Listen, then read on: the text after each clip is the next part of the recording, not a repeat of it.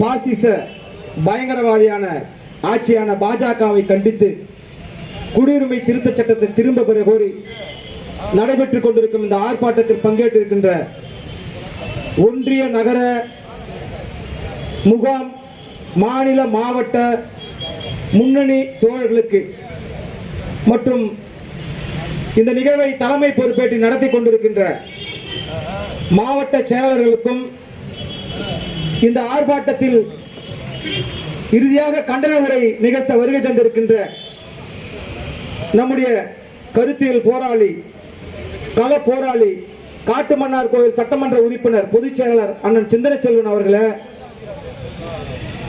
இந்த நிகழ்வுக்கு ஒருங்கிணைப்பாளராக இருந்து களப்பணி ஆற்றிய தேர்தல் பணிக்குழுவுடைய மாநில செயலாளர் அருமை அண்ணன் குணவழகன் அவர்களே, இந்த நிகழ்வின் இன்னொரு ஒருங்கிணைப்பாளர் கடலூர் நாடாளுமன்ற தொகுதி செயலாளர் கடலூர் மாநகரத்தினுடைய துணை மேயர் வழக்கறிஞர் அண்ணன் தாமரச்செல்வன் அவர்களே, இந்த ஆர்ப்பாட்டத்தில் கலந்து கொண்டு கண்டன உரை நிகழ்த்தி அமர்ந்திருக்கின்ற கூட்டணி கட்சி தோழர்களே, ஜனநாயக சக்திகளே, எனக்கு பின்பாக கண்டன உரை ஆற்றிருக்கின்ற தோழர்களே, உங்கள் அனைவருக்கும் யாரு மண்டல செயலாளர் அருமை தோழர் கள போராளி அனைவரிடமும் அன்பை பெற்ற அன்பு சகோதரர் ராஜ்குமார் அவர்களே, மண்டல துணை செயலாளர் தோழர் 5000 அவர்களே, நீதிவல்லல் மாவட்ட செயலர் நீதிவல்லல் அவர்களே, தமிழ்வழி அவர்களே, திராவிடமணி அவர்களே மற்றும் இந்த நிகழ்வில் பங்கேற்று சிறப்பித்துக் கொண்டிருக்கின்ற தோழர்களே, உங்கள் அனைவருக்கும் என்னுடைய வணக்கத்தினை தெரிவித்துக் கொள்கின்றேன். இந்த ஆர்ப்பாட்டம் என்பது வெறுமனே ஒரு கண்டனத்தை பாஜக அரசிற்கு எதிர்ப்பாக ஏதாவது செய்ய வேண்டும் என்பதற்காக நடத்துகின்ற போராட்டம் அல்ல. இந்த போராட்டம் என்பது இந்திய துணைக்கண்டத்தில் வாழ்கின்ற இந்திய நாட்டில் வாழ்கின்ற அனைத்து மக்களுக்குமான போராட்டம். இது பாஜகவை எதிர்த்து ஆர்ப்பாட்டம் அல்ல. இந்த ஆர்ப்பாட்டம் என்பது இந்திய அரசியலமைப்பு சட்டத்தினுடைய முகவுரையை பாதுகாப்பதற்கான போராட்டம் தான். இந்த பாஜக அரசு என்பது ஒரு 100 ஆண்டுகளாக இந்த நாட்டினுடைய கொள்கை கோட்பாடுகளை சிதைக்க வேண்டும் என்பதற்காக சமத்துவம், சகோதரத்துவம், சுதந்திரம் இவையெல்லாம் சிதைக்க வேண்டும் என்பதற்காக திட்டமிட்டு செயல்பட்டுக் கொண்டிருக்கிறார்கள். இந்த நாட்டை இந்து நாடாக அறிவிக்க வேண்டும் என்பதற்காக நீண்ட காலமாக அவர்கள் திட்டமிட்டு களப்பணியாற்றிக் கொண்டிருக்கிறார்கள். அந்த வகையில் தான் இந்த குடியுரிமை திருத்த சட்டத்தை 19 கொண்டு வந்து இன்றைக்கு நடைமுறைப்படுத்தி இருக்கிறார்கள். அன்றைக்கு அமித்ஷா அவர்கள் சொன்னார், இந்த சட்டத்தை கட்டாயம் தேர்தலுக்கு முன்பாக நடைமுறைப்படுத்துவோம் என்று அறிவிப்பு செய்தார். அதை போலவே தேர்தலுக்கு முன்பாக நடைமுறைப்படுத்திவிட்டார். இந்த சட்டம் என்பது குடியுரிமை திருத்த சட்டம் என்பது ஒட்டுமொத்தமாக இந்திய அரசியல் அமைப்பு சட்டத்திற்கு விரோதமானது. இந்திய அரசியல் அமைப்பு சட்டம் என்ன சொல்கிறது? மதச்சார்பின்மையை போதிக்கிறது. ஒரு அரசாங்கம் என்பது மதத்தை சார்ந்து இருக்கக்கூடாது, அரசு மதத்தை சார்ந்து இருக்கக்கூடாது என்பதுதான் இந்திய அரசியலமைப்பு சட்டத்தினுடைய கோட்பாடு. எந்த மனிதர்கள் குடிமக்கள் யார் வேண்டுமானாலும் எந்த மதத்தை வேணாலும் பின்பற்றலாம். அது இந்து மதமாக இருக்கலாம், இஸ்லாம் மதமாக இருக்கலாம், பௌத்தமாக இருக்கலாம், சமணமாக இருக்கலாம், சீக்கியமாக இருக்கலாம், பார்சியாக இருக்கலாம், எந்த மதத்தை வேண்டுமானாலும் இந்த குடிமக்கள் பின்பற்றலாம். ஆனால் ஒரு அரசு என்பது ஒரு மதத்தை சார்ந்து இருக்கக்கூடாது என்பதுதான் இந்திய அரசியலமைப்பு சட்டத்தில் புரட்சியாளர் அம்பேத்கர் அவர்கள் உருவாக்கி இருக்கிறார். இந்த சட்டம் என்பது இந்த சமூகத்தை ஒரு புதிய இந்தியாவாக கட்டமைப்பதற்காக உருவாக்கப்பட்டது. சாதி, மதம், இனம், மொழி இப்படி எந்த பாகுபாடும் இல்லாமல் ஒரு முற்போக்கான கலாச்சாரத்தின் அடிப்படையில் ஒரு முற்போக்கான எண்ணங்களை உருவாக்க வேண்டும் என்கின்ற அடிப்படையில் சமத்துவத்தை, சுதந்திரத்தை, சகோதரத்தை கட்டி எழுப்ப வேண்டும் என்பதற்காக கான்ஸ்டிடியூஷன் உருவாக்கி இருக்கிறார் புரட்சியாளர் அம்பேத்கர் அவர்கள். ஒரு புதிய இந்தியாவை கட்டமைக்க வேண்டும் என்பதற்குத்தான் இந்திய அரசியலமைப்பு சட்டத்தினுடைய முகவுரையில் சுதந்திரம், சமத்துவம், சகோதரத்துவம் இவையெல்லாம் பேணி காக்க வேண்டும், நீதி இவையெல்லாம் பேணி காக்க வேண்டும். அதன் அடிப்படையில் இந்த அரசாங்கம் இயங்க வேண்டும் என்பதற்காக புரட்சியாளர் அம்பேத்கர் அவர்கள் இந்திய அரசியலமைப்பு சட்டத்தில் முகவுரையில் பிரியாம்பிளில் இத்தகைய கோட்பாடுகளை உருவாக்கி இருக்கிறார்.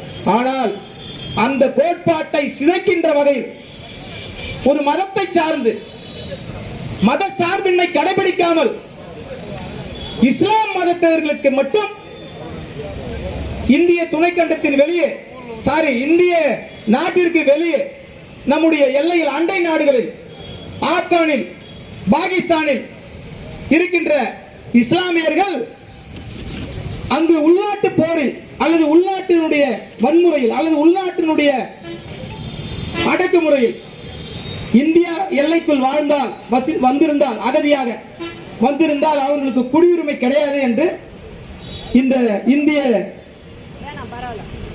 குடியுரிமை திருத்த சட்டத்தில் இந்த பாஜக அரசாங்கம் செய்துள்ளது. பக்கத்தில் பாகிஸ்தானில் இருந்தும் அண்டை நாடுகளில் பாகிஸ்தானில் இருந்தும் ஆப்கானில் இருந்தும் வருகை தந்தால் அவர்களுக்கு இஸ்லாமியர்களுக்கு மட்டும் குடியுரிமை கிடையாது என்றுதான் இந்த சட்டத்தில் சொல்லப்பட்டிருக்கு. ஒரு 3 நாடுகள் அண்டை நாடுகள் என்றால் மியான்மர் இருக்கு, அருகில சீனா இருக்கு, இங்க இந்தாண்ட இலங்கை இருக்கு. ஆனால் இந்த நாடுகளை பத்தி எல்லாம் எதுவும் சொல்லல. குறிப்பா பாகிஸ்தான், ஆப்கான் இந்த நாடுகளை மட்டும் இங்கிருந்து வர கிறிஸ்துவர்கள், இந்துக்கள், பார்சிகள், சைனர்கள், பௌத்தர்கள் இவங்கெல்லாம் இங்க குடியுரிமை உண்டு. 2014க்கு முன்பாக யார் வந்திருந்தாலும், டிசம்பருக்கு முன்னாடி 2014 டிசம்பருக்கு முன்பாக யார் இங்க வந்திருந்தாலும் அவங்களுக்கு குடியுரிமை உண்டு. 6 ஆண்டு காலம் வசித்திருந்தா அவங்களுக்கு குடியுரிமை உண்டு என்பதுதான் அந்த சட்டத்தினுடைய உட்கருத்து. ஆனால் அந்த சட்டத்தின் அடிப்படையில் இங்கே ஏறத்தாழ 30 ஆண்டுகளுக்கு முன்பாக தாக்குதலுக்கு, வன்முறை தாக்குதலுக்கு, இன ஒடுக்குமுறையால், மொழி ஒடுக்குமுறையால், மத ஒடுக்குமுறையால் வன்முறை தாக்குதலுக்கு உள்ளாகி பக்கத்தில் அண்டை நாடான இலங்கையில் இருந்து, இந்தியாவுடைய அண்டை நாடான இலங்கையில் இருந்து குடிபெயர்ந்த அகதியாக இங்கே வருகை தந்த இங்கே வாழ்கின்ற மக்களுக்கு குடியுரிமை கிடையாது. அந்த குடியுரிமை திருத்த சட்டத்தில் அவங்களை பத்தி சொல்லவே இல்லை. வடக்கு கிழக்கு, இலங்கையில வடக்கு கிழக்கு என்று இருக்கிறது மாவட்டம். இந்த வன்னி, மட்டக்களப்பு, கிளிநொச்சி, திருகோணமலை போன்ற பகுதிகளில் இருந்து வன்முறையால், அதாவது மொழியின் அடிப்படையில் வன்முறையால், இனத்தின் அடிப்படை வன்முறையால் இங்கு அகதிகளாக குடிபெயர்ந்தவர்களுக்கு, தமிழர்களான அவர்களுக்கு இங்கு எந்த உரிமையும் கிடையாது. அவர்களுக்கு குடியுரிமை என்பது கிடையவே கிடையாது. அதுதான் அந்த சட்டத்தில் சொல்லப்பட்டது. கிடையாது. அவங்களை பத்தி அதை விவாதிக்கவே இல்லை, அதை பேசவே இல்லை. அவங்களுக்கு இந்துக்கள் மட்டும்தான் இங்க வரணும். இஸ்லாமியர்களுக்கு தான் அங்க வட மாநிலத்தில், ஆப்கான்ல இருக்கிற, பாகிஸ்தான்ல இருக்கிற இந்துக்கள், கிறிஸ்தவர்களை பத்தி கவலைப்படுறாங்க. ஆனா அண்டை மாநிலத்தில் இருக்கிற இங்க இருக்க தமிழர்களை பற்றி கவலைப்படவே இல்லை. அப்படி இந்த மண்ணில் வாழ்ந்து கொண்டிருக்கிற 30 ஆண்டுகளுக்கு மேலாக வாழ்ந்து கொண்டிருக்கின்ற இந்த தமிழர்களை பற்றி, இலங்கை தமிழர்களை பற்றி, ஈழத்தமிழர்கள் என்று சொல்லப்படும் இலங்கை தமிழர்களை பற்றி இங்க எதுவுமே கவலை கிடையாது. இந்த அரசுக்கு தமிழர்களை பற்றி கவலை கிடையாது. அத்தகைய ஒரு மிக மோசமான ஒரு சட்டம் தான் இந்த குடியுரிமை திருத்த சட்டம் என்பது. அதே போல இதையெல்லாம் எதிர்த்து நம்முடைய எழுச்சி தமிழர் டாக்டர் எழுச்சி தமிழர் அவர்கள் நாடாளுமன்றத்தில் குரல் எழுப்பும் பொழுது அதற்கு எந்த வகையான ஒரு பதிலும் சொல்லாமல், பேசவே அனுமதிக்காமல், குறைந்த நேரத்தில் பேச அனுமதித்து ஒரு மோசமான நடவடிக்கையை நாடாளுமன்றத்தை நடத்தி கொண்டிருப்பவர்கள் தான் இந்த பாரதிய ஜனதா கட்சி. 4 ஆண்டுகளாக இந்த சிஏவை எதிர்த்து, குடியுரிமை திருத்த சட்டத்தை எதிர்த்து போராடி கொண்டிருப்ப ஒரே இயக்கம், மிகப்பெரிய போராடி கொண்ட இயக்கம் விடுதலை சிறுத்தைகள் கட்சி தான், எழுச்சி தமிழர் மட்டும்தான். இதுல இந்த குடியுரிமை திருத்த சட்டத்துல தமிழர்களுக்கான குடியுரிமை பத்தி சொல்லல, தமிழர்களுக்கான குடியுரிமை கிடையாது.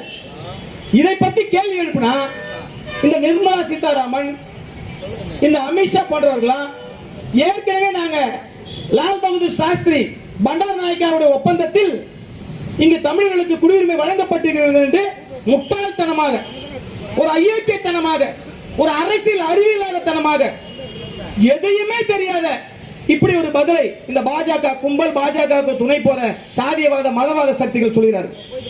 அந்த ஒப்பந்தம் என்பது, சீமா சாஸ்திரி ஒப்பந்தம் என்பது இந்த சொந்த மண்ணில், இந்த பூர்வீக மண்ணில், தமிழ்நாட்டில் இருந்து இந்திய சுதந்திரத்துக்கு முன்பாக தேயிலை காடுகளுக்கு, தேயிலை தோட்டங்களுக்கு வேலைக்கு சென்ற மக்கள் அங்கே இலங்கை சுதந்திரம் அடைந்த பிறகும், இந்திய சுதந்திரம் அடைந்த பிறகும் அந்த சிங்கள அரசு தமிழர்களுக்கு ஸ்டேட்லெஸ் சொல்றான், அவனுக்கு வந்து குடியுரிமை இங்க கிடையாதுன்னு சொல்றான். அப்போது இந்திய அரசாங்கம் லால் பகதூர் சாஸ்திரி அவர்கள் தலையிட்டு என்னுடைய மக்களுக்கு நாங்கள் குடியுரிமை வழங்கிக் கொள்கிறோம், என்னுடைய மக்களை எனக்கு திருப்பி அனுப்புங்க. 10 லட்சம் பேரை திருப்பி அனுப்புறதுக்கு முடிவு பண்ணது இங்கிலாந்து அரசு, சிங்கள அரசு. அந்த 10 லட்சம் பேர்ல 5 லட்சம் பேருக்கு மட்டும் நான் குடியுரிமை வழங்குவேன். ஏனென்றால் அவர்களுடைய தாத்தா இந்த ஊரில் பிறந்திருந்தார், அவங்க அப்பா அந்த ஊர்ல பிறந்திருந்தா அவங்களுக்கு குடியுரிமை உண்டு. அவங்க அப்பாவோ அவங்க தாத்தாவோ அந்த ஊர்ல பிறந்திருலாம ஒருவர் அங்க வாழறாருன்னா அவருக்கு குடியுரிமை கிடையாதுன்னு சொல்லிட்டு இலங்கை அரசு சொல்லுது. அப்படிப்பட்டவர்களுக்கு அப்படி பார்த்தா 5 லட்சம் பேர் மட்டும்தான் அங்க எலிஜிபிள் ஆகுறாங்க. 5 லட்சம் பேருக்கு அங்க வந்து குடியுரிமை இல்லை. ஏன்னா அவங்க எல்லாம் அவங்க அப்பா, அவங்க தாத்தம், பாட்டம் எல்லாம் தமிழ்நாட்டில் பிறந்தவங்க, இதை இங்க இருக்கிற கிராமங்கள்ல. அப்ப அதனால என்ன பண்றாங்க, 5 லட்சம் தமிழர்களுக்கு, இந்திய தமிழர்களுக்கு, தமிழ்நாட்டை சேர்ந்த தமிழர்களுக்கு, இந்திய வம்சாவளி தமிழர்களுக்கு, இந்த மண்ணினுடைய பூர்வ குடிகளுக்கு இலங்கையில் 5 லட்சம் தமிழர்களுக்கு குடியுரிமை வழங்கப்படுகிறது. மீதி இருக்கின்ற 5 லட்சம் தமிழர்களை என்னுடைய சொந்த மண்ணுக்கு திருப்பி விடுங்கள் என்பதுதான் ஒப்பந்தம். அதுதான் அது குடியுரிமை வழங்கணும்னு சொல்றான் முட்டா பையன். அது தாயகம் திரும்பியோ சொந்த ஊருக்கு வராரு, வெளிநாட்டுக்கு வேலைக்கு போறாரு, வெளிநாட்டுல பொழப்பு நடத்துறாரு, திருப்பி சொந்த ஊருக்கு திரும்பிடுறாரு. அந்த திருப்பி அனுப்புறதுதான் தாயகம் திரும்பியோர். அவன் என்ன சொல்றான், இவங்க எல்லாம் அகதி போல, இந்த மண்ணில் அவர்களுக்கு உரிமையே இல்லாத போல, இந்த மண்ணுக்கு சொந்தக்காரர்கள் இல்லாத போல அவங்க இங்க வந்தாங்க, அவங்களுக்கு குடியுரிமை வழங்கிட்டு சொல்ற அந்த முட்டாள். சட்டத்தையே தெரியல, சட்டமும் புரியல, அவங்களுக்கு எதுவுமே தெரியல, எதையும் படிக்கல. தாயகம் திரும்பியோர் தான் அவங்க, ரீபிரியர் ஆக்ட் அப்படி அதுதான். ஆனா அந்த தமிழர்களுக்கு குடியுரிமை வழங்கினதா பொய்யா ஏமாத்துறான். 5 லட்சம் தமிழர்களுக்கு குடியுரிமை வழங்கி இருக்கின்றோம் என்று பொய்யா ஏமாத்துறான். அது குடியுரிமை கிடையாது, தாயகம் திரும்பி வருவது. ஆக இந்த எதிரிகள் முகாமில், அகதிகள் முகாமில் வாழ்கிறார்கள, அவர்களுக்கு கூட இது வந்து இந்த தமிழ்நாட்டில் உள்ள சில தமிழ் தேசியவாதிகளுக்கு இது தெரியுமா எனக்கு தெரியல. நிறைய பேருக்கு அதை பத்தி புரிதல் இல்லைன்னு நான் நினைக்கிறேன். இது என்னுடைய கருத்தா சொல்றேன். இங்கே வாழ்கிற அகதிகள் முகாம்ல ஈழத்தமிழர்கள், அந்த யாழ்ப்பாணத்தை பூர்வீகமாக கொண்டவர்கள், அல்லது அந்த திருவோணமலையை பூர்வீகமாக கொண்டவர்கள், வன்னியை கிளிநொச்சியை பூர்வீகமாக கொண்டவர்கள், அவர்கள் வந்து அந்த ஈழத்தமிழர்கள் அந்த குடியிருப்பில் இங்க இருக்கிற அகதி முகாம்ல அவங்க மட்டும் கிடையாது. இந்தியாவில் இருந்து புலம்பெயர்ந்து குடியுரிமை பிரச்சனை இலங்கையில் வரும்போது அவர்கள் மலையக பகுதியில் வாழ்ந்தவர்கள் பாதுகாப்பிற்காக அந்த நாட்டில் வாழ வேண்டும் என்பதற்காக வடக்கு கிழக்கு பகுதிகளுக்கு, யாழ்ப்பாண பகுதிகளுக்கு இங்கெல்லாம் வந்து அவங்க போறாங்க. அங்க போன உடனே தனி நாடு, தனி ஈழ பிரச்சனைகள் உருவாகும் போது அங்கிருந்து பிரச்சனையை ஒட்டி புலம்பெயர்ந்து இங்க மறுபடியும் சொந்த ஊருக்கே வந்துடுறாங்க. சொந்த ஊர்லயே, சொந்த நாட்டிலேயே அகதிகள் முகாம்ல வாழ்ந்துட்டு இருக்காங்க. இது நான் நேரடியா ஆய்வு பண்ணி நேரடியா பல புள்ளிவிவரங்கள் வச்சிருக்கேன். நேரடியா நீங்க குள்ளஞ்சாவடி கேம்புக்கு போனாலும் தமிழ்நாட்டை திருச்சி மாவட்டத்தை சேர்ந்த பூர்வீகமாக கொண்டவர்கள் வாழ்வார்கள். நீங்க எந்த இடத்துக்கு அகதிகள் முகாம் போனாலும் அவனுடைய பாட்டை இந்த ஊருக்காரனா இருப்பான், தஞ்சாவூர்காரனா இருப்பான். அங்க 90 பேர் வாழ்றானா அதுல 50 பேர் தமிழ்நாட்டை பூர்வீகமாக கொண்டவர்களே அந்த அகதிகள் முகாம்ல இருக்காங்க. அவங்களுக்கு கூட குடியுரிமை வழங்குவதற்கான எந்த அறிவும் எந்த புரிதலும் இந்த பாஜக அரசாங்கத்திற்கு, இந்த இந்துத்துவ மதவாத சாதிய சக்திகளுக்கு இல்ல. அவங்கள 19 ஈழத்தமிழர்கள், புலிகள் அப்படின்னு சொல்றாங்க. நீங்க அவங்கள போய் ஆய்வு பண்ணீங்களா, அல்லது தமிழ்நாடு அரசு அந்த கேம்ப்ல வந்து அவங்களுடைய முன்னோர்கள் எங்க இருந்தாங்க என்னன்னு சொல்லிட்டு ஆய்வு பண்ணீங்கன்னா, அல்லது இந்திய தூதரகத்தில் இருக்கிற ரெக்கார்டை நீங்க ஆய்வு பண்ணீங்கன்னா அவங்க எல்லாருமே 30ல 35ல 40ல 50ல சுதந்திரத்துக்கு பிறகு கூட இந்த கடல் வழியா அந்த இலங்கைக்கு போயிருக்காங்க. ஆக இந்த மண்ணுடைய பூர்வ குடிகள், அவங்களுக்கு இன்னும் நிலம் இருக்கு, வீடு இருக்கு, அவங்க அங்காளி பங்காளிலாம் இருக்கிறாங்க. அவங்களுடைய தாத்தா, சின்ன தாத்தாவுடைய குடும்பம் இந்த இந்திய சிட்டிசன், பெரிய தாத்தாவுடைய குடும்பம் அகதி முகாம்ல இருக்கும். ஏன்னா அவங்க அங்க பொழைக்க போயிட்டாங்க. இதை கூட அடையாளம் கண்டு, இதை கூட ஆய்வு செய்து ஒரு குடியுரிமை வழங்குறத பத்தி, இதை பத்தியான டிஸ்கஷன் இங்க இல்ல, இதை பத்தியான உரையாடலே இல்ல. அவங்க எல்லாம் ஈழத்தமிழர்கள் தான் அங்க இருக்காங்கன்னு நினைச்சாங்க. இந்திய தமிழர்கள் நம்ம வீட்டு பக்கத்து வீட்டை சேர்ந்தவங்க, நம்ம பக்கத்து தெருவில் வசித்தவங்க, நம்ம பக்கத்து ஊர்ல வாழ்ந்தவங்க, இவங்க எல்லாம் அங்க இருக்கிறாங்க. அப்ப அந்த தமிழர்களை பத்தி கவலையே கிடையாது இவனுக்கு. இவன் என்னன்னா, இவன் தான் அந்த நாட்டுக்கு சொந்தக்காரன் நினைக்கிறான். புரட்சியாளர் அம்பேத்கர் அவர்கள் இந்த இந்திய நாடு யாருக்கு சொந்தம் என்று சொன்னால், இந்த இந்திய நாடு என்பது தமிழர்களுக்குத்தான் சொந்தம் என்று புரட்சியாளர் அம்பேத்கர் சொல்லியிருக்கிறார். இது எப்படி சொல்லியிருக்க, நாகர்கள் என்பவர்கள் தான் இன்றைய தமிழர்கள்.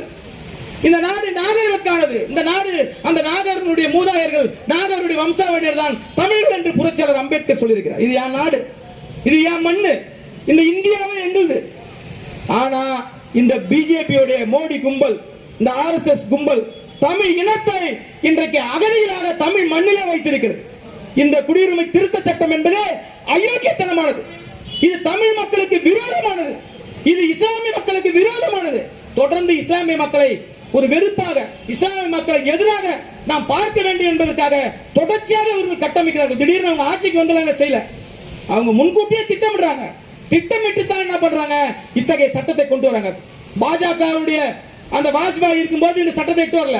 ஏன்னா அன்னைக்கு வந்து அவங்க பெரும்பான்மை கிடையாது. இதுக்கு முன்னாடி மோடி கடந்த 5 ஆண்டுகள் இருக்கும்போது இதை கொண்டு வரல. ஏன்னா அவங்க பெரும்பான்மை கிடையாது. ஆனா இந்த ஆட்சியில் அவர்கள் அதிக பெரும்பான்மை பெற்ற நாடாளுமன்ற உறுப்பினர் ஆட்சி அமைச்சனால இந்த சட்டத்தை திருத்தி இருக்கிறார்கள் என்பதை புரிந்து கொள்ள வேண்டும். குடிமக்கள் பதிவேடு என்று ஒன்று இருக்குது, தெரியுங்களா உங்களுக்கு? குடிமக்கள் பதிவேடு. அதே மாதிரி பாத்தீங்கன்னா மக்கள் தொகை கணக்கெடுக்கிற ஒரு பதிவேடு, என்சிஆர் அப்படிலாம் சொல்றாங்க, நேஷனல் சிட்டிசன்ஷிப் ரெக்கார்டு. குடிமக்களுடைய பதிவேடு, மக்கள் தொகை பதிவேடு இது பண்றாங்க. இது வந்து காஞ்சிபுரத்திலையும் நீலகிரியிலையும் சிவகங்கையிலையும் ஒரு ஆய்வுக்காக மத்திய அரசு செய்து கொண்டிருக்கிறார்கள். அதுல வந்து பாத்தீங்கன்னா பிறப்பு இறப்பு சான்றிதழ் கொடுக்கணும். உங்க தாத்தா எங்க பிறந்தாரு, உங்க தாத்தாவோட டெத் சர்டிபிகேட் இதெல்லாம் கொடுத்தாதான் நீ குடிமக்கள், இந்திய குடிமக்கள். நம்ம ஆட்ட இருக்கவே இருக்காது. ஒரு விஓ போய் ஒரு ஒரு ஜாதி சான்று வாங்க முடியாது. இதெல்லாம் போய் எப்படி வாங்க முடியும்? இதெல்லாம் கொடுக்கணும். நீ கொடுக்கல சந்தேகத்துடைய குடிமக்களா உன்னை வச்சிருவாங்க. அந்த வருகை அந்த குடிமக்களுடைய பதிவேடுல வச்சுட்டாங்கன்னா அதன் பின்னாடி நீ என்ன பண்ணுவ? ஒரு பீதியிலே இருப்ப, பேனிக் அட்டாக் ஒன்று பண்ணிட்டே இருப்பான். அப்ப பாஜகவுக்கு போனாதான், பாஜக கட்சியில இருந்தாதான் நம்ம இந்த நாட்டினுடைய குடிமக்களா இருக்க முடியும் என்பதற்காக நம்ம மேல நம் குடிமக்களை ஒரு பீதியாவே வச்சிருப்பதற்காகத்தான் இந்த குடிமக்கள் பதிவேடு, இந்த குடியுரிமை திருத்த சட்டம், இந்த இதெல்லாம் வந்து கொண்டு வரதே அவங்க அதுக்காக தான். இப்ப லோன் தரான்னு சொல்லிட்டு எப்படி பிஜேபிக்கு ஆள் புடிச்சுட்டு போறானோ அதை போல நாளைக்கு குடியுரிமை இல்லாத ஆக்கிடுவான்றதுக்காக நீங்க எல்லாம் பிஜேபியை மாறிடுவீங்க. அதற்கான திட்டமிட்டு நடத்துகின்ற ஒரு செயல் தான் பிஜேபியுடைய செயல். இந்த குடியுரிமை சட்டத்தை நாம் எதிர்த்து களமாடுவோம். தொடர்ந்து திரும்ப பெற வரை இந்த களத்தை நாம் கட்டமைப்போம். நாம் தொடர்ந்து போராடுவோம். இந்த பாஜக பாரதிய ஜனதா அரசை, இந்த மோடி அரசை, அயோக்கியத்தனமான அரசை, சர்வாதிகார அரசை, பாசிச அரசை நாம் வீழ்த்துவோம். அதற்காக விடுதலை சிறுத்தைகள் நாம் தொடர்ச்சியாக போராடுவோம் என்று சொல்லி இந்த வாய்ப்பு அளித்தமைக்கு நன்றி சொல்லி இடமருகிறேன். நன்றி, வணக்கம்.